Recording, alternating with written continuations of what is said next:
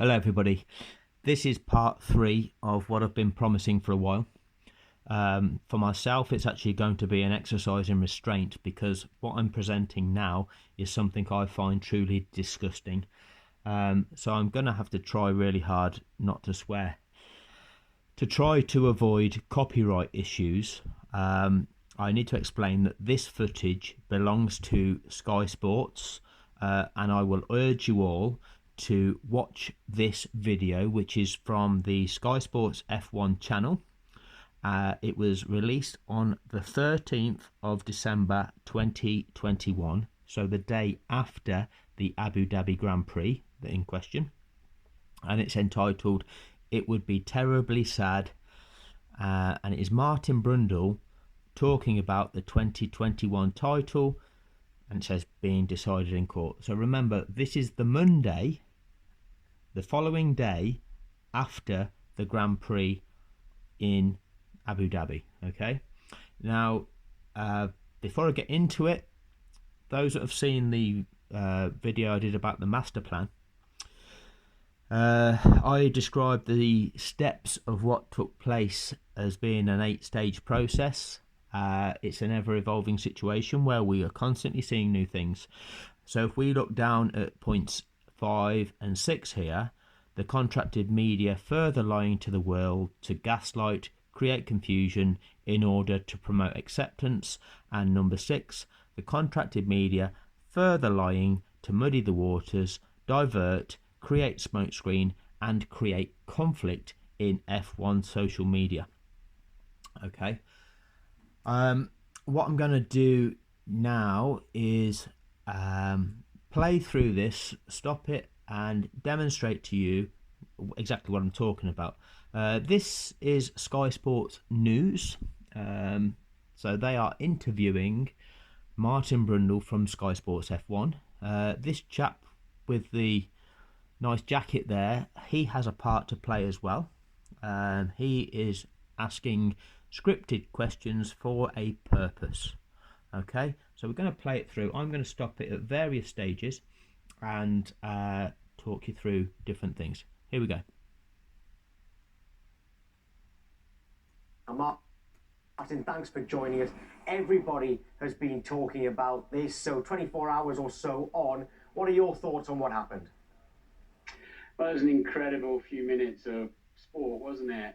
With very grave consequences if you were Lewis Hamilton and Mercedes-Benz, and an amazing experience if you were Max Verstappen and Red Bull. Very complex matter. So it was so exciting to a wonderful finale to a wonderful Grand Prix season. But then, of course, there's a lot of controversy around it, and it's all a bit uncomfortable and doesn't shine a particularly good light on Formula One and its processes.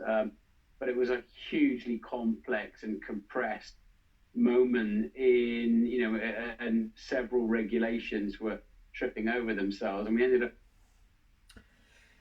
So they are discussing the fact that there was some controversy the day before in the season-ending finale, and Martin is telling us it's also complex, it's difficult to understand, it's also compressed. Everything happened so quickly, it was difficult to understand what was going on. It all happened so quickly, it's confusing, isn't it? Okay. I cut it off at a point where it's about to say, and we ended up with a bit of a hybrid solution. So here we go. With a bit of a hybrid solution there. Tell me a sport where we end up with a hybrid solution. There's rules. You apply them rules, and that's all there is to it. Do you go, well, we'll take a little bit of this rule, a little bit of that rule, a little bit of another one, we'll combine all three in a manner that makes it work for us and say, oh, that's okay. This so-called hybrid solution that Martin's presenting as being acceptable. Which is why the lawyers are getting involved and interpret. Oh, the lawyers are getting involved. Let's confuse everybody with that. All law. We all must be confused by law and legalities, and it all gets confusing now, doesn't it? Let's see what he says. Of wording in the regulations, and of course interpretation of wordings in the regulations, because it's all so confusing, and you can make the wording interpret it one way or another. Well, it's never been done before, but it's starting now. The sporting regs are 99 pages, and you need to read every single word carefully. It's like I've stopped that a little bit too soon. A legal document. Okay, so these sporting regulations that are like a legal document, and they're 99 pages, and you need to read every word carefully. Let's have a look what they are. So here they are, sporting regulations, and they are, here we go, 91 pages long, of which up to page 57 you can have a read of them to see what they are. From 57, 58 onwards, they're all appendices. Okay, and actually the bit in question is all covered in this section that you can see on screen right now. That's all we're actually concerned about. So all you're telling us, Martin, is that, oh, it's 100 pages long and it's so confusing and you need to understand every single word because it's like a legal document. You just need to understand this. And I'll read it to you now. 48.12. If the clerk of the course considers it safe to do so, the message lapped cars may now overtake has been sent to all competitors via the official messaging system. Any cars that have been lapped by the leader will be required to pass the cars on the lead lap and the safety car. This will only apply to cars that were lapped at the time they crossed the line at the end of the lap which they crossed the first safety car line for the second time after the safety car was deployed. Having overtaken the cars on the lead lap and the safety car, these cars should then proceed around the track at an appropriate speed without overtaking and make every effort to take up position at the back of the line of cars behind the safety car whilst they are overtaking, and in order to ensure that this may be carried out safely, the cars on the lead lap must always stay on racing line unless deviating from it is unavoidable. Unless the clerk of the course considers the presence of the safety car is still necessary, once the last lapped car has passed the leader, the safety car will return to the pits at the end of the following lap. That's all we need to understand. And quite simply, in simple terms, is when the track has been cleared and it is safe, i.e. there aren't any marshals on track any longer clearing up debris, then the clerk of the course says to the race director, the track is now clear, you can carry out the safety car procedure, which is to release all lapped cars so that they can then have the opportunity to reform the race order that is applicable, which is the only valid restart order of any race, so that their race is not artificially affected by a safety incident. And then once all of them have been released, a further safety car lap is performed to enable them the opportunity to actually make it around the track to meet up with the back of the running order to ensure sporting fairness. It is as simple as that. Okay? So that's what the rule is. That's what it's for. And let's get back to what Martin is going to tell us about it. And the sporting code, which backs everything up, is, that sort of thick. How thick is that, Martin? The sporting code is that thick. Go onto the FIA website, have a look at the sporting code. Doesn't all apply to Formula One. It covers all motorsports across the globe that are governed by the FIA. Okay, so he's gaslighting. He's trying to create this situation that is trying to make it more complicated to everybody than it actually is. And it's a minefield. No, it's not. Not difficult at all. And in the heat of the moment, when Michael Massey, the race director, had to consider the safety of marshals, was the car out of the way, he couldn't release the cars until he was the lapped cars until he was certain that the track was reasonably clear. Although they, of course, have to proceed with caution anyway. And you know what? Even knowing who the lap cars are is not as straightforward as you might think, because you get a safety car situation and some cars pit, and that means they are then lapped, or the leader pits and unlaps some other cars. So it takes.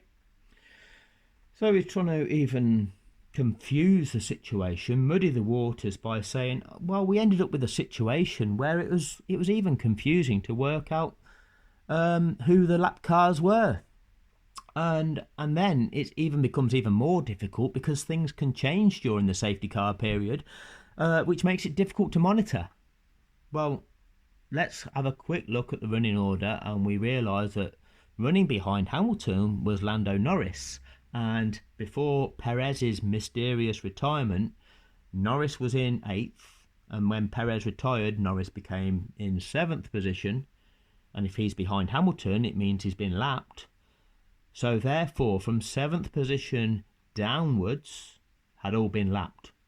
They're the cars that need to be released. And if we again go back to the race and look at the situation, did any cars go into the pits and remained in the pits whilst that safety car train passed? Answer, no. Did Lewis Hamilton pit? Answer, no. So what Martin Brundle is describing is fictitious scenarios that didn't happen, that he is just throwing out there to create confusion and kind of make us think, oh yeah, it's all actually quite confusing, it's so complex, when it's not, because it didn't happen. It takes a certain amount of time to work out exactly who the lap runners are, where they are in the pack, but the fundamental point of that rule is to make sure that they don't get in the way of a great duel towards the end of a Grand Prix, and that's only happened, didn't it? That's not the fundamental purpose of that rule, Martin, and you should know that. The fundamental purpose of the rule of releasing those lapped cars is to ensure that drivers' races are not compromised by a safety incident. And as I've explained in my previous videos, Lando Norris was supposedly challenging Pierre Gasly. When the safety car is deployed, Pierre Gasly disappears off all the way around the track and rejoins the safety car train. Lando Norris cannot do that because he is held back behind Lewis Hamilton, the leader, who are all held back behind the safety car. So the purpose of the rule is to restore the correct race order in order to go racing again, so that no driver's race is artificially compromised by a safety incident. That's the sole purpose. This notion of, the purpose of actually the fundamental purpose of the whole procedure is so that they don't interfere with a duel. A duel? What's a duel? I mean, a Grand Prix is contested by all drivers, and at the moment that's 20 competitors. It's seeing who can come out victorious over a race distance, which in this incident was 58 laps. Which of the 20 drivers would emerge victorious after completing 58 laps? A duel? That involves two people, I'm assuming. So, duel? Who thought of that narrative? Duel, the story of the most remarkable, and then it's ... Is that a 3-letter word? Is that does that mean fix? I don't know. Whoever came up with the notion of a duel, was that something they thought about beforehand? I wouldn't like to say. Anyway, let's hear what Martin's got to say. You mentioned there about kind of the legal battles and such. Like, how sad would you be to see this all decided at some point in a courtroom? It would be terribly sad, and I can't really see where it can go. How sad would you be to see it decided in a courtroom? What's the purpose of court? Well, the purpose of court is to achieve justice, as far as I'm concerned. So things go to court when something has taken place that isn't right, and the purpose of a court case is to ensure the correct outcome, right, is done. So the question here is, how sad would you be to see right being done? And Martin, you'd be terribly sad to see justice being done, and you can't see how justice can be done. If I'm honest, because what's the remedy? For example, Red Bull didn't do anything wrong. There are no misdemeanors on their part, or Red Bull didn't do anything wrong. Okay, all right. You might be right there. Let's have a look. Marcus, between you and Peter. And Lewis Hamilton is heading to an 8th championship of the world here, unless Max Verstappen can do something barely credible, and he's just not going to be able to.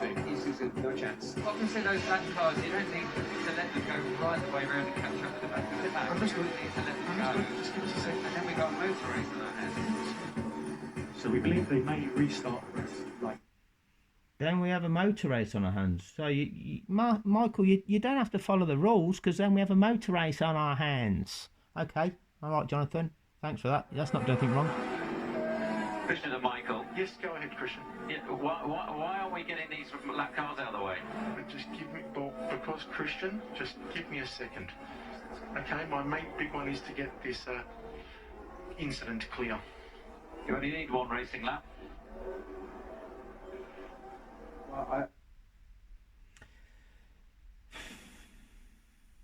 Red Bull didn't do anything wrong.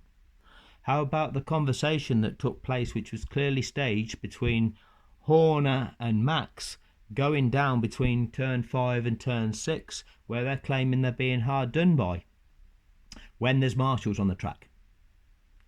That's not doing anything wrong. Okay. Carlos Sainz coming in third for Ferrari, for example, Yuki Tsunoda for AlphaTauri. How are you going to unravel all of that? You can't just say... Carlos Sainz, Yuki Tsunoda, what does that form part of anything? How are you going to unravel all of that? Well, it's quite simple. We know, as has been demonstrated, there were marshals on track at turn 14 up until the point where that safety car came around on lap 56. So it wasn't possible to release the lapped cars, which meant the earliest that those lapped cars could be released was on lap 57, which means lap 58 has to be that mandatory safety car lap, which means the race finishes behind the safety car. So the running order behind the safety car is the order in which that race finishes. So it's quite simple. That's the race result, the running order behind the safety car. How are you going to unravel all of that? Well, because everything that took place after the cheat, after the rule break took place, is invalid. So you simply unravel it to a position before the rules are broken. It's as simple as that. Certainly count back a lap, because I don't think there's any precedent or regulation to suggest that. So you don't think you can count back a lap, because there's nothing that can... there's no precedent to say anything about that. So let's think back here to the 1984 Monaco Grand Prix, where a certain Ayrton Senna was lapping far faster than everybody else in the rain. And the golden boy of the time, Alain Prost, was in the lead, but started waving his hands because he knew he was going to get overtaken. So the French race director of the time, or the French representative of the FIA at the time, decided they were going to stop the race. So here we go. Prost is waving his hands. He wants to stop the race, shouted Murray Walker in the commentary box, as the rain had intensified and the Frenchman realised he was in serious trouble.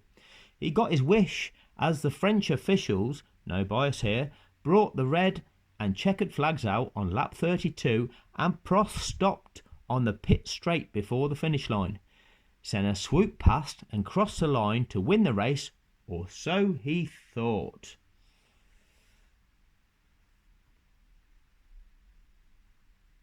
Senna coasted around the circuit, waving his fist in the air in sheer ecstasy, sadly unaware that when the race is red flagged, the position from the previous lap are taken as a result. So you can actually take the result from the previous lap. Would that be the precedent you don't think exists, Martin? And let's be clear about this as well. If something unprecedented happens, it is the role of the people in charge to set a precedent, to say something took place, it wasn't right, so this is what we're going to do about it. That is what you do. When something happens that you didn't anticipate happening, because you cannot anticipate all eventualities. You cannot anticipate the manner in which people will attempt to cheat. So if they do, you deal with it. It is as simple as that. So don't try and claim that you're powerless to deal with cheating. What should have happened is we should have had a red flag. Ridiculous. That situation did not warrant a red flag. A red flag is applicable if the track is blocked, which it wasn't. Cars could clearly pass through under the safety car, which they did. If a driver is in such peril that they require medical attention and you need to get the emergency services on the track there to deal with it, not the situation that was there. Or if the duration of the clear-up operation is going to be to the point which is going to take such a time out of the race, it would not be the right thing to do. So that situation was going to be cleared up in around 5 to 6 laps, which is standard. So in any Grand Prix of the season, at any point of those races, you would deal with that situation with a safety car.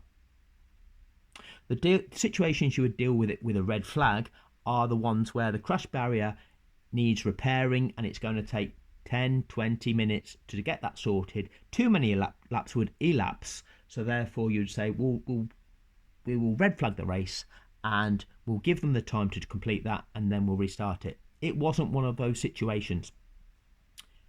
This is a situation for the safety car, and as I say, in every other Grand Prix it would have been dealt with a safety car. So don't try and claim that it was a wrong process.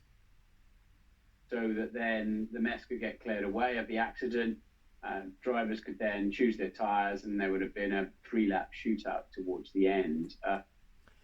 A 3-lap shootout. Now, I tuned in to watch Formula One, which is motor racing, a Grand Prix. I didn't tune in to watch a gunfight. What's a shootout? I don't know who's taken a gun to this, but I'm not looking at people shooting at each other. I'm looking at motor racing. A Grand Prix is contested between 20 competitors over the duration of that Grand Prix, which in this case was 58 laps. I'm not interested in who can win out of just 2 of the cars over 1 lap, because that's not Formula One, that's not motor racing, that's something different. So why are you saying a shootout? Strictly speaking, the regulations suggest that the safety car should have completed the next lap, and in fact the regulations do allow for, if it's going to be strictly speaking, the regulations, strictly speaking, well, no, not strict, that's what they are. They say that that's what you have to do. Why are you presenting this as if it's a kind of, well, I suppose you should do this, but we can change from that? Strictly speaking, Martin, that's what you actually have to do. That's what rules are. A safety car finish. In other words, an accident just cannot be cleared away in time. The safety car pulls in the pits. There can be no overtaking. So the glorious shot for the world to see on the TV and the photographers is not of a safety car with its lights blaring away with the winner behind it, but a racing car and a racing driver. So all sorts. And had they done that, who would have crossed the line first? That would be the 8-time world champion Sir Lewis Hamilton.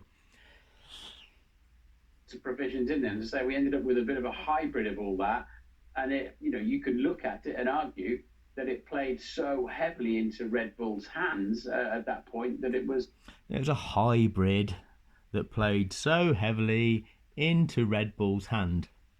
A hybrid. That term again. That it was unfair, but then Red Bull played some clever cards with their strategy. Some clever cards on whose yacht in Monaco were they playing these cards? Strategy? You're saying it was clever cards with their strategy. Let's think what was happening. They were 12 seconds behind Lewis Hamilton with 5 laps of the race to go, and they were lapping at a similar pace. They certainly weren't closing, and on the previous lap, Max was actually 0.8 of a second slower. There were still, at that point in time, 3 cars in between Max and Lewis, which would have cost him more time in getting through. And he certainly wasn't closing on Lewis Hamilton at faster than 2 seconds a lap, which he would have needed to do.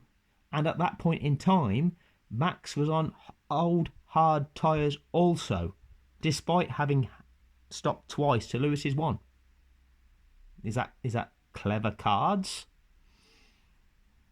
Perhaps on the first virtual safety car, Mercedes-Benz were a little bit too cautious, leaving them 44 laps to go on a set of tyres. So, there was some clever strategy going on, but then Red Bull had nothing. Clever strategy. It's that clever that they were 12 seconds behind with 5 laps to go, lapping at the same speed. Really clever strategy, that is. Maybe opportunist in being able to be opportune in taking the opportunity to have a free pit stop when Mercedes didn't have that same opportunity. Okay, leaving them on slightly fresher old hard tyres to Hamilton's. But Hamilton had the pace. Hamilton had the class to still be maintaining that margin that he had over Verstappen, that Verstappen would not have closed. Nothing to lose. Hamilton had the speed and had the lead, and so Red Bull had plenty of space behind them and grabbed a couple of safety car stops. So that's the way the cookie crumbled. Occasionally you do tell the truth, Martin. Amongst all this diversion, and let's call it what it is, it's gaslighting, okay? Amongst all the lies that you are telling everybody, occasionally you actually drop in the truth, and then you actually go, oh, that's the way the cookie crumbles. Rightio. Martin, there was loads of, let's call them new Formula One fans watching yesterday. Can you see the positive that, right, they've had all that drama and we're still talking about it now, so... I'll draw your attention to the title here, Sky Sports News. Okay? He's just said all that drama. Is this Sky Arts? Is this Sky Atlantic? It's not a drama. It's supposed to be sport. Okay? All that drama. What are we watching here? Are we watching a sport or are we watching something else? Are we watching a sport, or what are we watching what Liberty Media have turned this into, which is actually a global marketing roadshow to show off all the brands that are actually using Formula One to show off their brand to the world. Maybe that keeps them interested, but the rules have been so complicated. A lot of people don't really understand still what actually happened yesterday. There is talk of court and such like, and those new fans might just think, actually, Formula One is so complicated, I've lost interest already. It's not that complicated, really, and it's quite easy to explain to people. And if the presentation team quite simply explain things in the manner that I'm trying to do to people, everybody will follow it. Why are you not doing that? Why are you trying to confuse people? Why are you trying to suggest to people, oh, everything's so complex, you won't be able to understand this. It's all so fast moving, it's difficult to understand. It's not really, is it? I think we had over 9 million people watching it on TV yesterday, and the audiences are growing. Formula One's had an incredible year. It was a bit complicated and incredibly controversial, but I don't think it put people off watching Formula One. I think it'll engage them more into it, if I'm honest. But we do need some clarity. But it's an incredible. You think it'll engage people more? What part of your market research or analysis of the demographic of fans that you're trying to attract to Formula One made you think of that? Is it the fact that you knew this TikTok generation of people who are like goldfish that are engaged in something if it lasts 20 to 30 seconds, but if it's more than that, they get bored and they just want to move on? So basically you can get away with telling them anything and it doesn't matter because that's all yesterday to them. They're just looking forward to the future. Incredibly fast-moving, complex, highly technical sport, and incredibly fast-moving, highly complex, technical sport. Yeah, none of us can understand that, Martin. I can see what you mean. It's above us all. I'm afraid you can write another 100 pages of regulations, but there will still be circumstances that are just not covered in it, and it's like in any football, cricket. No, the existing set of rules were enough to deal with that situation, and then rules got broken. So what you do, you deal with it, and if something unprecedented happens, you set a precedent. You don't need to write a set of rules to cover eventualities that aren't going to happen, and if they do happen, you deal with it. So that extra 100 pages is again utter lies, utter gaslighting, and now you're going to go on to try and compare it with a refereeing decision in other sports. Here we go. Whatever, there's at some point there's a judgment call by somebody.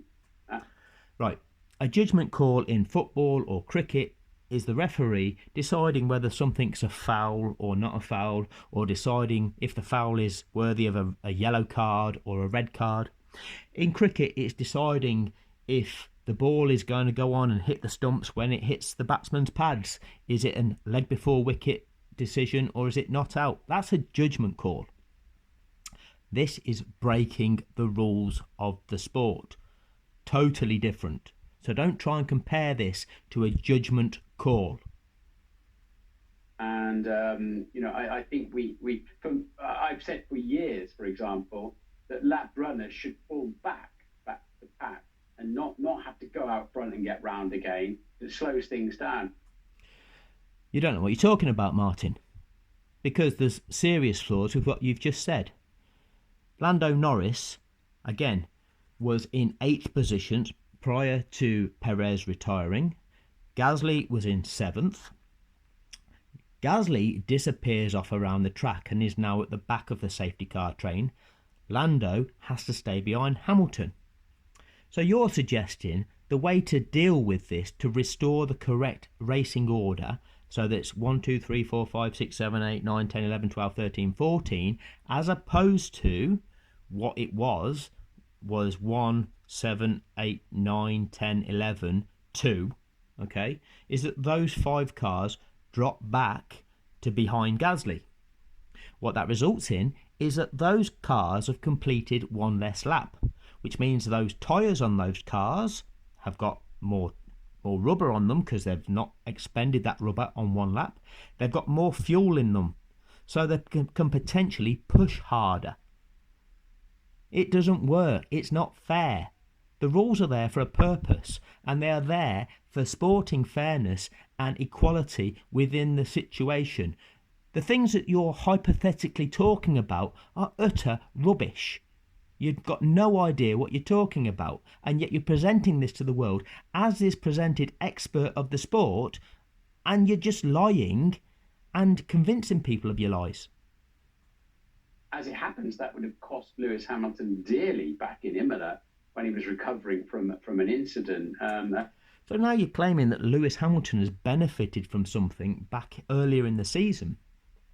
And I'm not going to show you now because they'll take this video down as a copyright infringement if I show F1 TV. Look at lap 1. Look at the start. Look what Max does to Lewis. Look how Martin describes it. And then later on in the race, Lewis skids out of the race in wet conditions when trying to lap George Russell. He then makes it back to the pits, and as he's on the way back, Valtteri Bottas and George Russell have a massive collision, littering the track in debris, both crashing out, causing a red flag.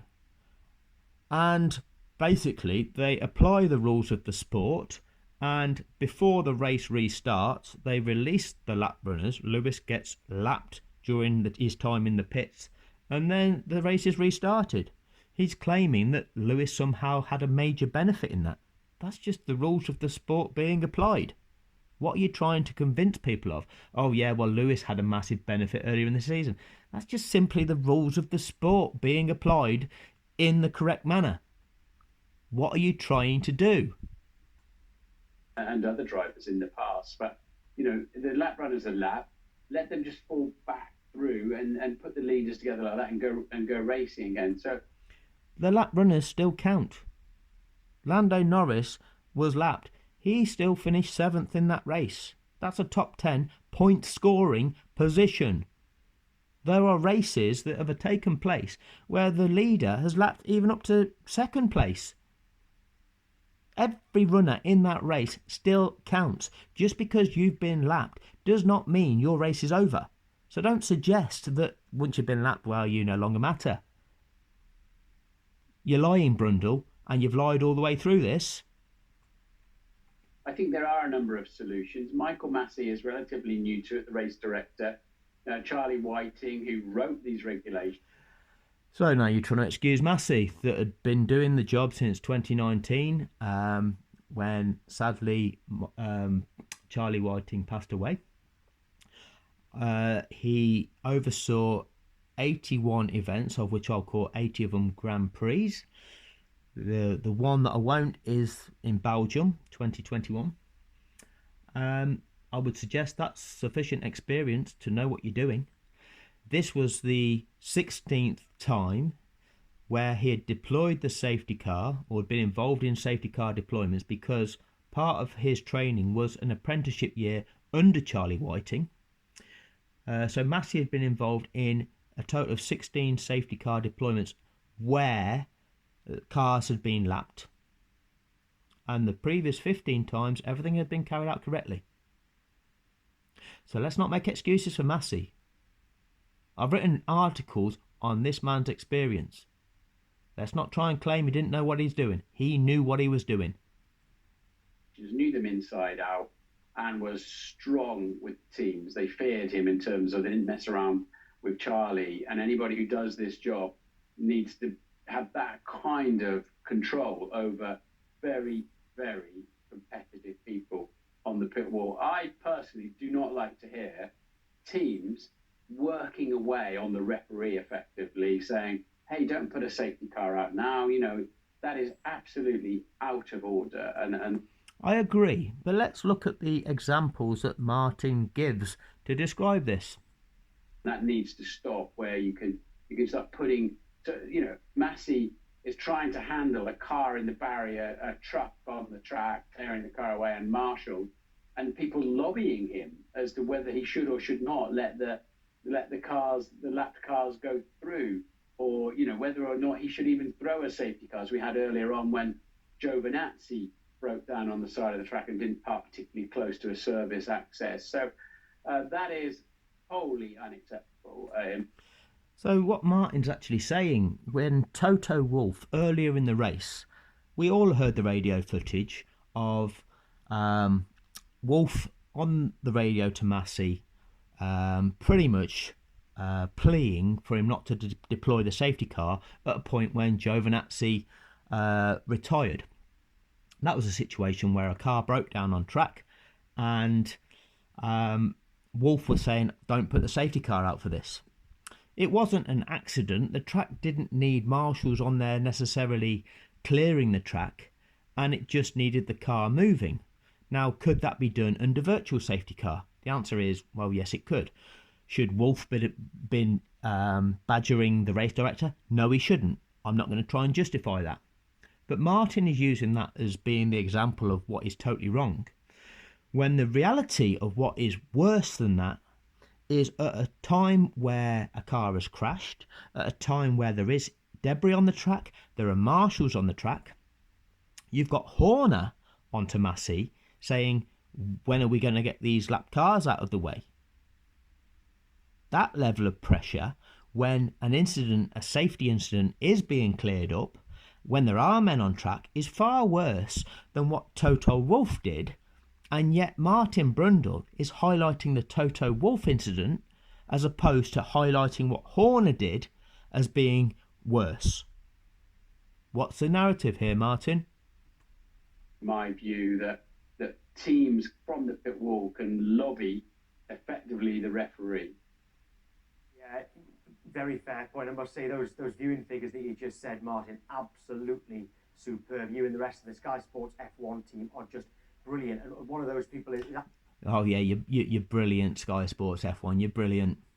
Anthony Davidson, who we spoke to about an hour ago. And I'm going to ask you the same questions I asked to him, and how Lewis Hamilton has come out of all of this as a person, really, because he's acted with class and dignity since things didn't go well for him. He's not celebrating that 8th world title, but he was so gracious after that, and he could have been completely the opposite, and he wasn't. How good does he look? Well, it's not just Sunday, is it? I've known Lewis, I first met him when he was 13 years old, and I think he's always acted with class and dignity. He's a very fair driver on the track. Yeah, you're right, he's generally fair on the track. Like every driver, they start off in the sport young. They behave like a younger driver, where they're a little bit hot-headed. And over time, you hope that they develop experience and a bit more control, a bit of pragmatism, which Lewis Hamilton has displayed throughout his career. You're now congratulating Lewis on his response to being done over. Let's be clear here. If he'd have come out and told the truth, the media would have vilified him. He was on a hiding to nothing. So whatever you say about him now, it means nothing.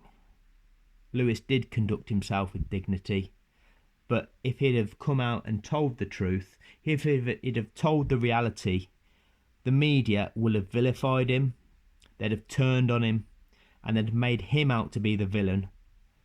So he was left with no option other than to walk away, say nothing, which is what he did for 3 months, and then come back and say, I'm going to try and do it on track. And if he'd have got a decent car, he would have done.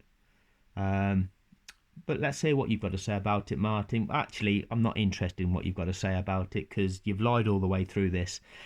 And what your words mean now are nothing. But here we go. And he's had to get his elbows out a little bit because Max Verstappen has turned up with a more aggressive style than perhaps. Oh, aggressive is how you like to describe it. Totally unacceptable is how most of us would describe it. His move in Brazil was disgusting. His brake test in Saudi was disgusting. What he did in Monza was disgusting. 3 incidents in the season should result in a severe penalty. None of them penalised. But, that's just a little bit aggressive, isn't it? Here we go.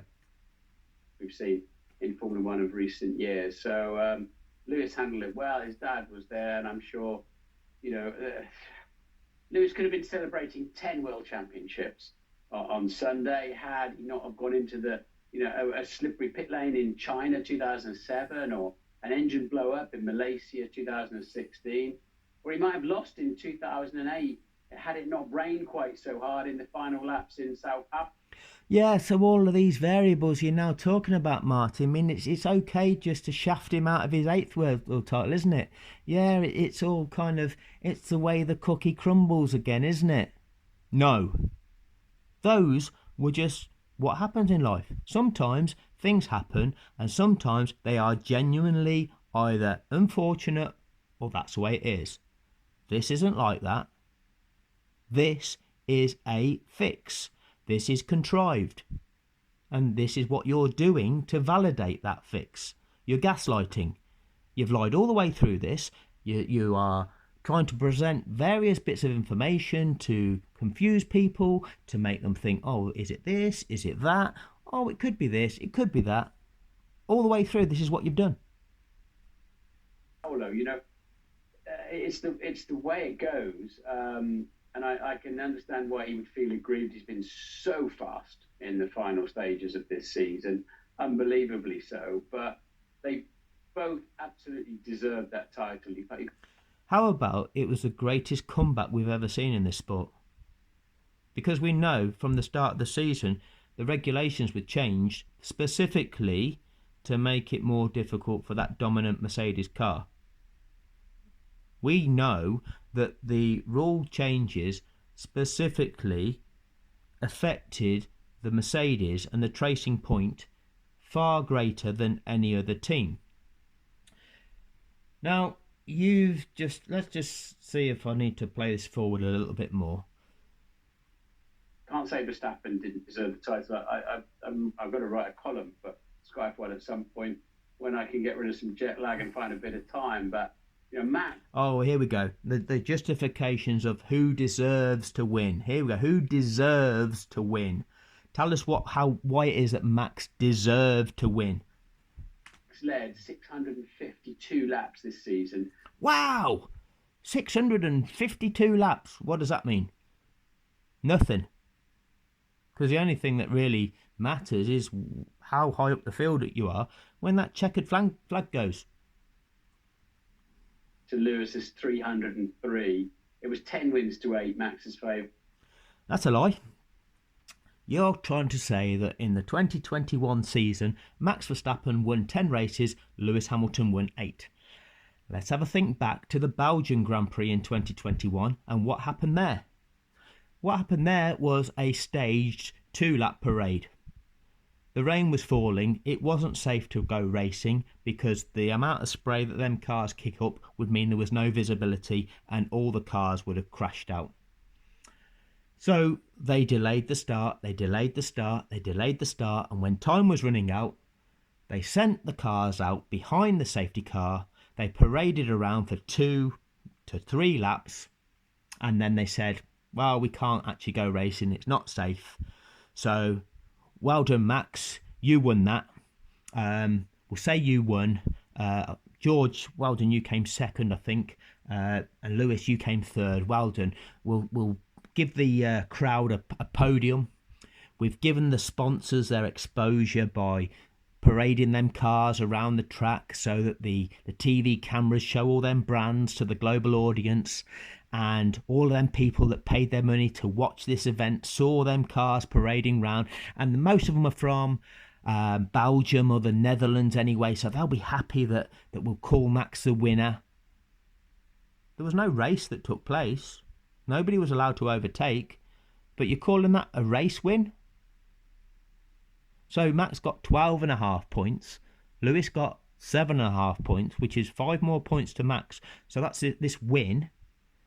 But you strip that away because, you know what, it wasn't a Grand Prix, no race took place, which means we go into Abu Dhabi and actually, rather than Max be supposedly 9 wins to 8 and level on points, actually it's 8 all and Hamilton's ahead by 5, which means that Max can't take Lewis out and win the championship. And if you apply the rules, which you would expect in sport, Lewis wins Abu Dhabi, which means it's 9 wins to Hamilton to 8 wins to Verstappen. And Martin's telling us it's 10-8 in favour of Verstappen. Rightio. 18-17 his favour on the podiums. Well, we'll call it 17-16 because, like I say, Belgium doesn't count. Fair enough. I'm not going to argue with that statistic.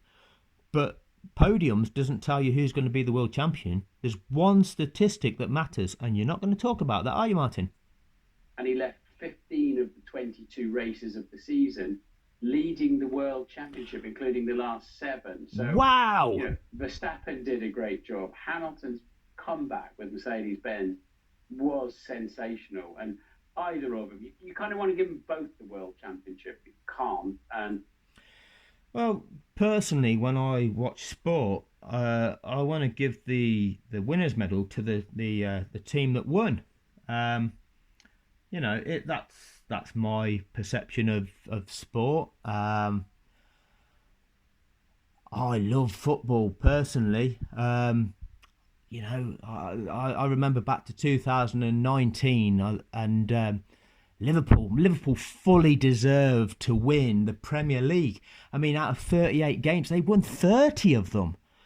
Drawing 7, they only lost 1 game in the entire season. They were almost like the Invincibles, like Arsenal. I mean, scored 89 goals and only conceded 22 goals, which was the lowest of the entire Premier League clubs. 22 goals conceded, incredible.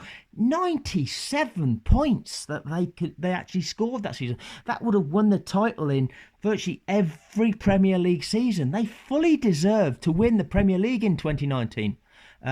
You know what? They didn't. Why was that? Man City got 98 points. That's all there is to it. You win the contest by accomplishing the predetermined criteria of what it is to win. And that is accumulating the most amount of points. And if this sport had actually complied with its own rules, the guy that would have actually accomplished the most points in the season would have been Lewis Hamilton. Everything else is irrelevant. So this notion of deserved is utterly ridiculous. But I still want to hear what you've got to say, Martin, because it's really important. That's how it played out on Sunday, and I think it's time to move on now. But to get back to your point, I don't think I've ever doubted Lewis's class in and out of the car. This is the day after the Abu Dhabi Grand Prix, and you are saying, I think it's time to move on now. We knew that by the Thursday of that week, Mercedes had the option of taking them to court. You're telling us on the Monday, it's time to move on. Why are you doing that, Martin? What are you trying to suggest to us that we need to do? What narrative are you trying to convince us of? I love the internet because you can ask it questions and it gives you answers that you probably didn't know before. Is there a statute of limitations on fraud? Because race fixing is fraud. And it says fraud claims must be brought within 6 years. However, the time limit will toll to begin from the point where the claimant discovers the fraud, or with reasonable diligence could have. So let's say we're at January 2023. It takes us through to January 2029 for us to actually overturn this result. So, Liberty Media, Formula One, Sky Sports, Red Bull, the clock's ticking. 6 years. Enjoy.